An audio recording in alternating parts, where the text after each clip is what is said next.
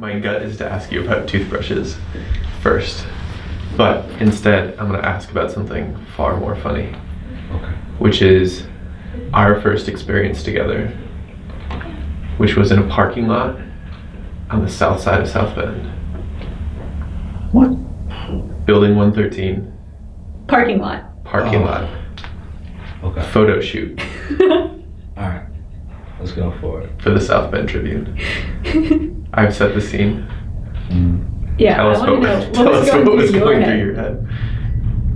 Oh, we're going? Oh, we're going. There's This is legitimately my first question. Yeah, so one, I wasn't sure why I was there. I wasn't sure why I was there. Yeah. And whoever this guy was, I think he said his last like job or gig was like a murder scene. I do not remember that. Something like what? that. Or like a robbery. It was crazy. So I don't know. It was an experience. That's how I would describe it. It was just so funny because I remember the three of us standing in the parking lot of this old Studebaker building, Right. and like the photographer kind of be like, "So what do you guys want to do?" Yes. And the three of us looking back like, That's "What do you want to do?" And then like we took some photos and we left, and then a week later it was in the Tribune, and it was like me squinting up at a camera. You're kind of like have the face of like, what am I doing here? And Maria's the only one quoted here. Yeah. We had so many people ask us after that, like, who was the other guy? It's like Aaron, yeah. People congratulated me. That's all it takes. Picture in the Tribune. That's how you know you've arrived. Oh man. I was trying to think, leading up to today, the first time we got in contact with each other. But I don't know, how did you hear about us? I don't know if I know this story. Gavin Furley. Okay. Really? Yeah, I was just talking. Actually, okay, I do remember this introduction. Yeah. Okay. Yeah. So I was just talking to him about what I was working on last year, and kind of ending with Infocus, or moving on from Infocus. Just different ideas out there. So either entrepreneurship or consulting. And he told me to reach out to you guys. And I didn't hear back from you for like, I don't know, like a week or two. Shoot. And I was like, I don't know. Who are these guys? Maybe they're good or whatever. But yeah, you got back to me, so Yeah. it was cool. Then I think the first time we met, we were down at Chicory. Chicory. Yes. Yeah. And like when I walked out of that meeting, I was like, shoot, we just like totally overwhelmed this guy. Yeah. Which is like not unusual for the two of us to go into a meeting and like get really jacked up about. And I was like, I just don't know. I think he walked out of there thinking, no way. I remember you two were excited. I was certain about that. Good. Everything else, no clue. Yeah, so what was it like? What was your impression after walking out of that meeting? Of That like was- what we were doing? That was my impression. They were very excited. Were you excited? I didn't know. I was on my way to like a client meeting, so I was kind of like I had completely changed my I guess my perspective or whatever, my mindset. But yeah, all I can remember was you two were excited, and I needed to look into more what you all were doing. Yeah.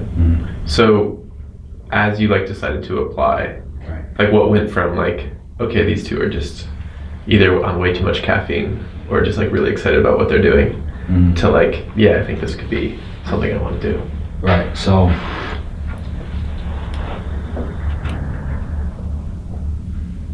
I've always had like an itch for entrepreneurship, and I realized that if I were to take that risk right now at this point in my life, I would need a support system around me.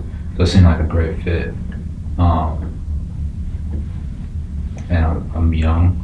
That's what I don't know how relevant that is. Yeah. But I thought this was like a good way for me to get something going.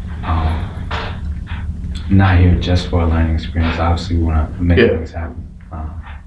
So here we are. Here we are. Doing that. Yeah, that was something that surprised Maria and I when we were interviewing people. who had applied was how much of a role timing was playing in them thinking this was a good thing for them to do. Like you just said something about, like, if you wanted to take a risk at this point in time, like this was something that was interesting to you.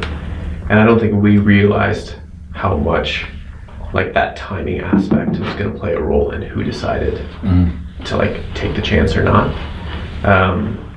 But you were just coming out of the fellowship program from Enfocus. So like, I'm curious what you think about that timing.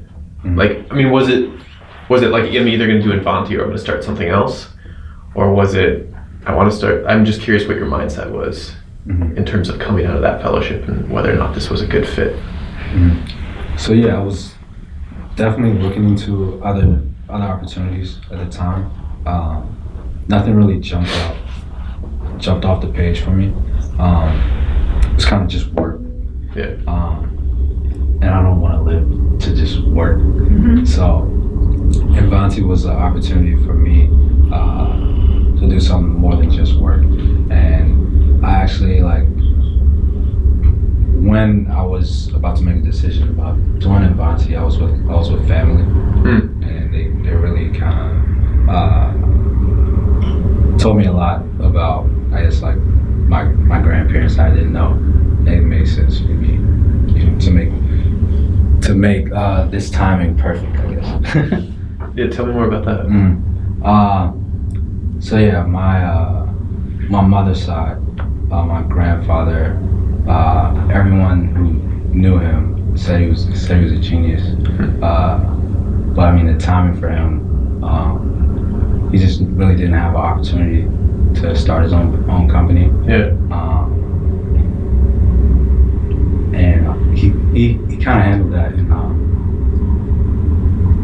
as unhealthy ways.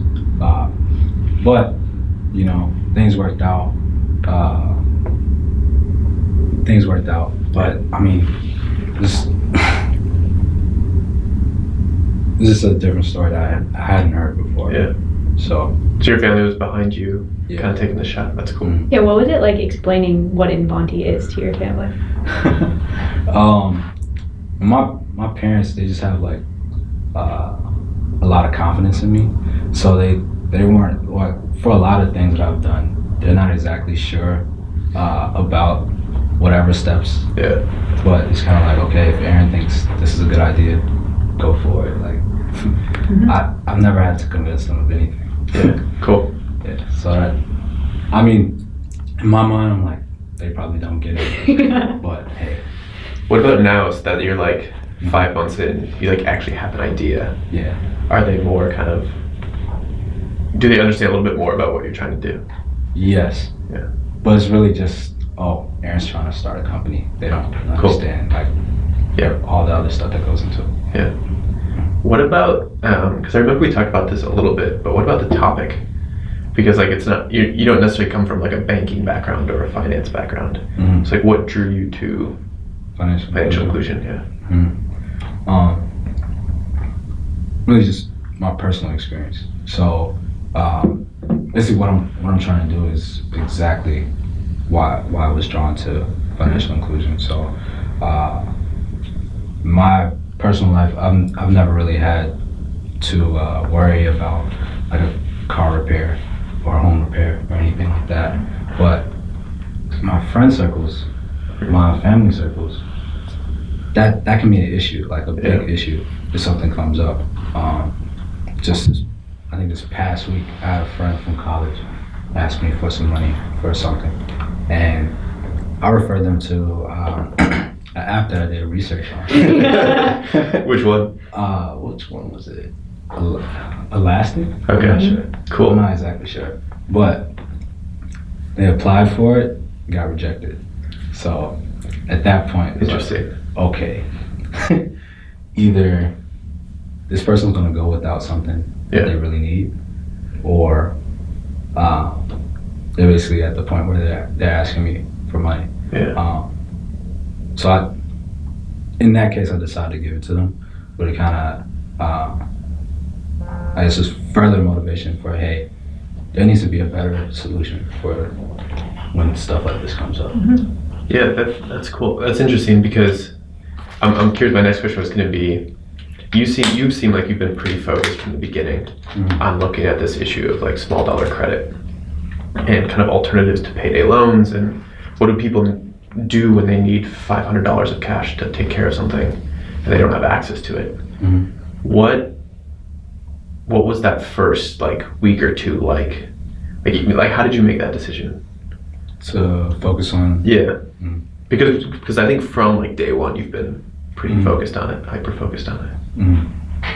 I'm not sure. I can't remember. It's interesting. Yeah, it's been a blur since then.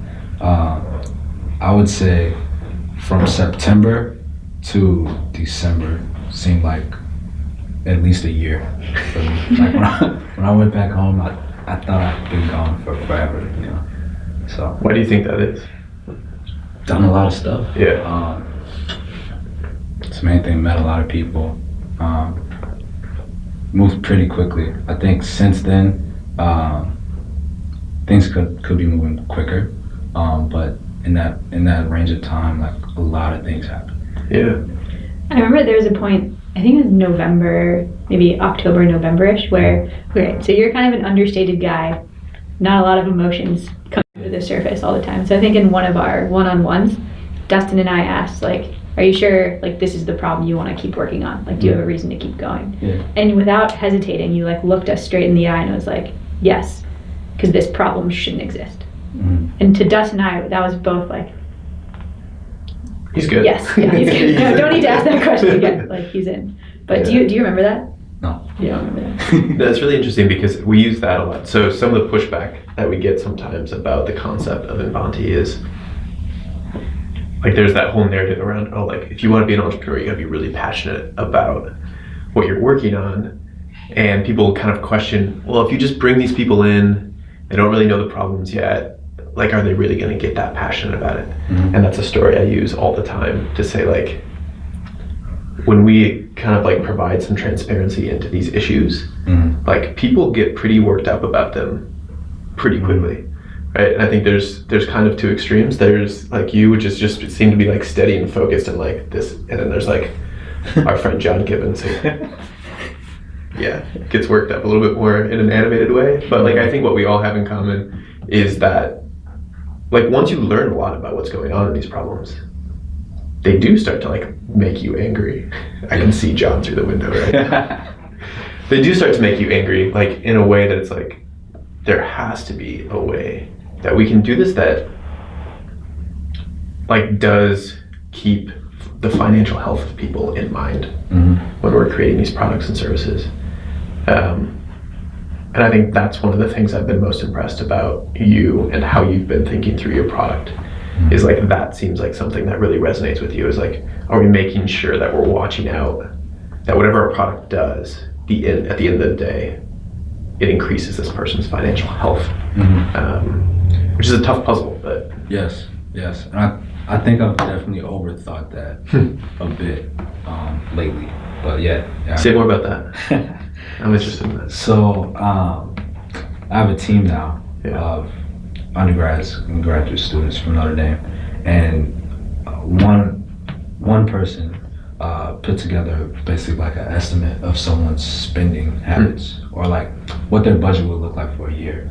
And we basically were trying to figure out what the feasibility is to pay for some type of emergency or to pay back a payday loan or the loan we want to offer. And there's like no money available. Like it's pretty like mind-blowing to see like just how constrained people are with their finances. And we were making pretty like conservative estimates for like how much debt someone would have, what their like monthly costs would be for food, bills, things of that nature. And we know that like in the real world, like people just make irrational decisions or emotional decisions for like clothes, things of that nature all the time. So it's tough. I think that's the whole conversation around payday lending. I know we've had this discussion is a lot of people, it's like something that people consider a bad actor. And there's like some things about it that I don't think are particularly good. Right. But this issue of like looking at it from the customer side, and then if payday lending goes away, right, whether it's regulation or whatever, like it doesn't remove the need for people to have access to this kind of money. So these alternative options, I think, are going to become even more important as time goes on. Right. So what, I know you said you don't remember like how you chose it, but like what kept you working on it? Because you again, like you've been hyper-focused, I think, since that early time on finding this alternative. Right, so finding the connection to employers, that was huge. So looking at it from that angle really kept me into the idea. Walk us through how you got there. So from small dollar credit to employers as an interesting stakeholder.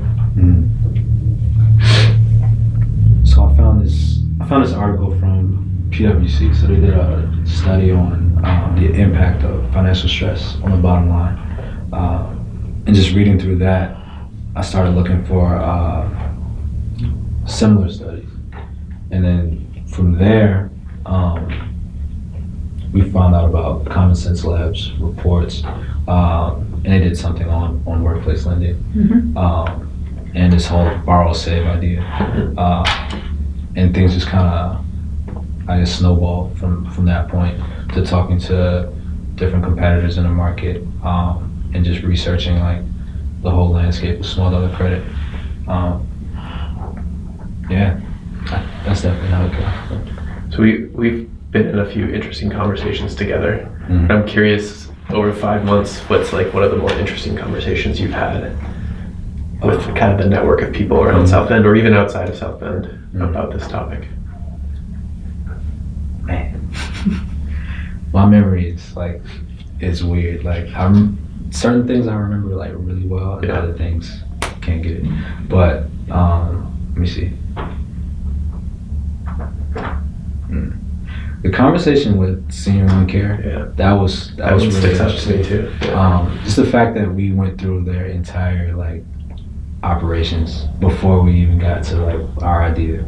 That was interesting. Yeah, I think that was an interesting conversation because their leadership team seemed to be like 100% on board with the fact that like the financial health of their employees was like important to them as a business. I think it is also important to them personally, but like as a business, it's something that they were starting to think about, almost like they would think about healthcare, which I think seems to be this trend that you noticed in that PwC report. That like more and more employers are understanding this. The other thing that was interesting in that conversation is that he really didn't think it was a good idea, and I think that was a combination of him not understanding how it would work, or like how we were minimizing risk, and also not understanding like the financial needs of the typical person that may be employed by someone like him. So there's more evidence that we're on the right track. I think that's one of the more interesting things I've heard about the workplace lending is this, it's really hard to tell what the real need is, because like I think there are employers that offer lending, like as a company, but there seems to be so many barriers for an employee to ask, whether that's be like, I don't want to talk to my manager about this, or like all those kind of like more, I think, personal issues.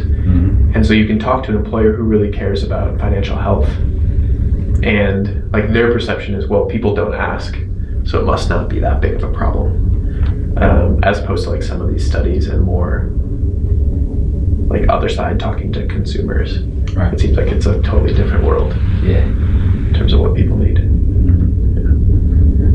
So 5 months in, literally a month left from like yesterday or last week, I guess. Where's your head at? Did you think you would get this far? Like, I mean, I'm curious, like, what your expectations were. So, I mean, I'm a worst critic, so I think we should be way further right now. Yeah, I definitely think I overthought a few things, and I should have just, I guess, just talked to more people, or just talked through like the different things I was thinking about with more people quicker. But I mean, I'm not dwelling on that. Yeah. So right now, we're just trying to figure out. Well, I have a plan to just figure out how we can make the most out of this month, and then going forward, getting closer and closer to actually having that first product, or running that first study of how this will work for an employer. For a bank. What were your expectations like in September? Is it like, as we're going through that first week, like where were you thinking you were going to get? I think while like over the summer, my expectations were at the end of the program, I'd have basically like a plan for how I could scale this idea. Broadly speaking, that was basically where I was at. Yeah. I think we're close. Yeah. But I mean, it's like when you speak like a foreign language, or when you're like trying to like get to fluency. Like the closer you get, the further you think you are. Yeah. So the harder it is. Yeah. Yeah. It's kind of where we're at. What are you most excited about keep working on this? Getting more people on board. Seeing people become passionate about this idea that started with me just working on it with you guys and stuff. Like it just becomes a thing of its own. Yeah. It's really similar to like if someone starts working out with me, like usually like I'll ask them, so why do you work out with me? And if it's like, oh, I just want to look good for the beach,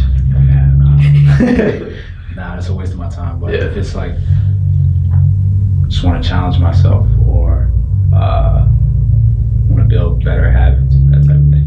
Those are the type of people I'm like, okay, yes, let's do it. Let's figure it out. Yeah. I'll change my schedule for that. Yeah. And then eventually that person starts helping me like with what I'm doing in the gym, and to basically like be able to do that with last long is what's really going to keep me into it. Yeah. And it feels like you're starting to find those people. Tell us more about that. So Val, Dan, and Connor are my team right now, and they're all really into what we're doing, tapping into their own networks. Val just downloaded a trial of Illustrator to make a logo for us, and she's been sending me emails like crazy hours of the night about feedback and stuff. So I'm just trying to stay on top of things, and Dan's also doing really good work. Some people I need to reach out to for him. He was bugging me about some stats that I said I had, and I just it just slipped my mind a couple times, but I finally got those to him. So things are on the up and up. Yeah. I'm curious, like, what is so one question about expectations is where you thought you'd be, but another one is like what you thought this experience would be like. Like what it was going to be versus what has it been. Man, I really had no expectations. Good. Hopefully that means we hit a bar. Yeah. I think so when we were like having like interviews and stuff like that, you like sold me on something in a way that I used to sell people on stuff. So I was like, okay, like I have a bias now. Like I like INVANTI. just for that. And usually like when I guess the approach that you used, when I would use that, I really had no idea what exactly like that person would, what their benefit would be. Yeah. But I knew I would make it happen. So that's kind of like the way I set my expectations for INVANTI. So what has it been like now that you're 5 months in? It's been good. I know you guys are on board with helping me get stuff going. Absolutely. And you've opened up my eyes to how resourceful South Bend is. I mean, I've been here for, it's my 6th year now, but I mean, some of the people I've met, I would have never met otherwise. So it's been a really good experience. What was cool for me, because of you coming from Focus first, was I think there was a lot of times where you brought a lot of value to the cohort, because you could say, hey, like in my work last year, I met these 3 people and they might be interesting for you to talk to. And that was like a layer we hadn't thought a lot about, which is that like when we were able to keep and retain people in South Bend and then bring them into our cohort, like they bring their whole other network with them. Yeah. That just like grows the INVANTI network. So that was like cool to see, like in some of our feedback sessions where it's like, hey, like I got 3 names that I'll pass to you that you should talk to. That's been a lot of fun to watch. You were working your network before the cohort even started. Oh yeah, we did tell that So when I was doing problem hunting, I'm going around trying to get stories from people about problems. And I'm at a meeting, the South Bend Heritage Foundation, got a meeting upstairs with Ida, go downstairs to talk to Stephanie Ball. And then halfway through the meeting, there's a knock on the door. Ida opens the door. She's like, hey, one of your INVANTI people is upstairs talking to Ida. I'm like, what are you talking about? It's August. Like, they're not here yet. They haven't started. But somehow you'd gotten Ida's contact info. And so then she shot me an email. She's like, I thought you guys weren't starting until September. I'm like, I guess one is starting already. Yeah, someone gave me advice. I don't like that term, advice, but someone told me basically like, learn as much as I can before September. Yeah. So it's like, hey, like, here we go. let's figure out what else did you do before we started? Just research and talking to people. That was the only, I think, in-person meeting I had. But I talked to a couple people just about financial inclusion and just did like some. I was just on YouTube watching videos and stuff. Were there any problems that, like, if you were to go back, let's say you didn't do last loan, right? Is there any other problem that caught your eye that you'd be interested in looking at? So the alternative credit scoring, that's really interesting. I think that's definitely going to be something that emerges eventually. This seems like there's a lot of competition in that space. Yeah. But I'll be interested to see what happens there. And then, I mean, I wasn't really hip, I would say, in September, but anything with blockchain and financial inclusion, especially with the unbanked and the underbanked, that's huge. I would try to do something with that if I could. Have any early ideas? No. You're gonna get me started on tangent if you do. You have any ideas? Oh, don't get him started. A few. Yeah, I think the unbanked and underbanked, like, even concept is really interesting. Because I think one of the things that has been interesting to me is how much is like going on in like the tech startup space, and even with some like really creative credit unions and nonprofits. Just some like really weird, cool models, but like most people just don't know about them. And so like what I thought was interesting is, after talking to a lot of you, then we go out and talk to people that, you know, in South Bend that had talked to you guys about your problems.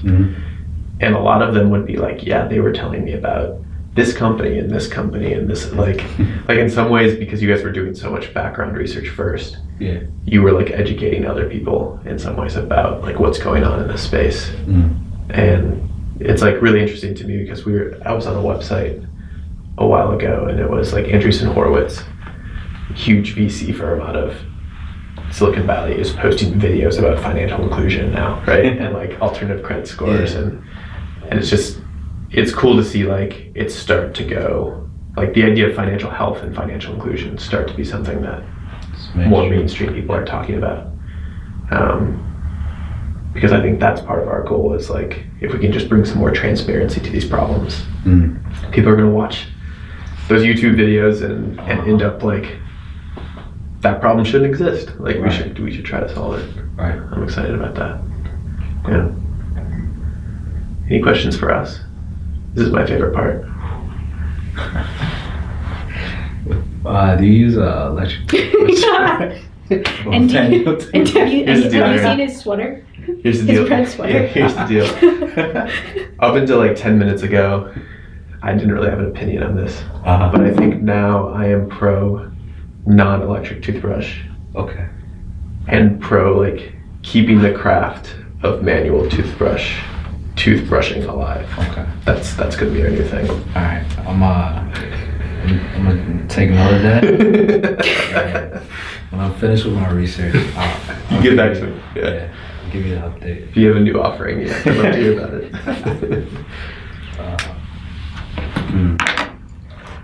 What's this cohort been like for you two?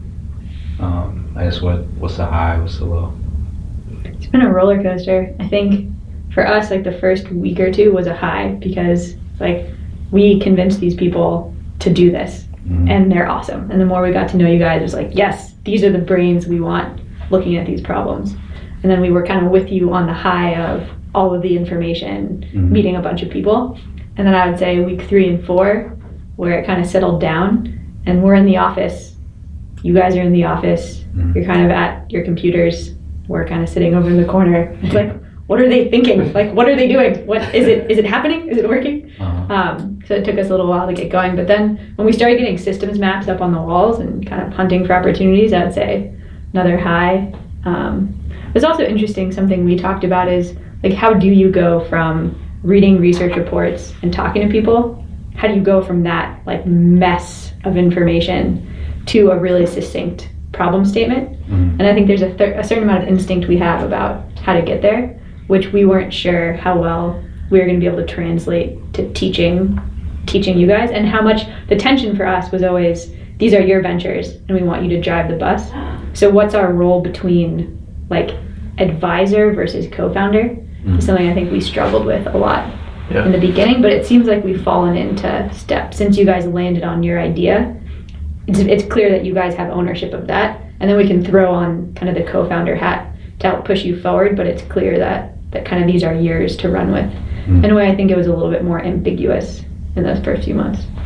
Yeah, I think my lows were like when I felt you guys felt stuck and we couldn't necessarily help you.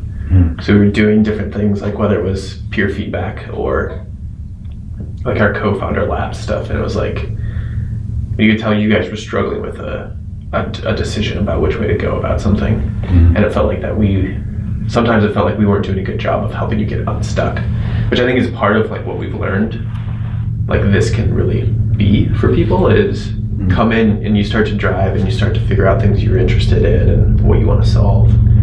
And if you were alone, kind of doing it on your own on the side, you might hit some walls, whether it's trying to find someone to talk to or just like bouncing ideas off of other people and getting good feedback.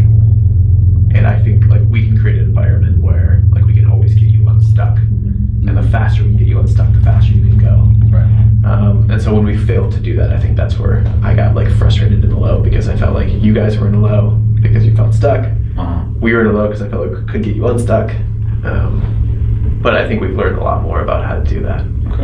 A high for me, oh good. Okay. I was gonna say a high for me with you in particular. I feel like you and Jada had started working on kind of the small dollar credit thing together, and then you had some different ideas, and so you ended up splitting. And I think there was a moment when you were kind of the first couple weeks after you had kind of branched out on your own, and you're still trying to find where's this niche inside of like employer lending. And we had, I think you were doing like a practice pitch, and that's the first time this idea came out of like employer lending. The loan is not really the goal here. It's like, how do you make somebody not need a loan again? So the idea of transferring that loan into savings and then leveraging that up into other opportunities for financial health. That was the first time I was like, cool, Aaron, like I didn't think of that.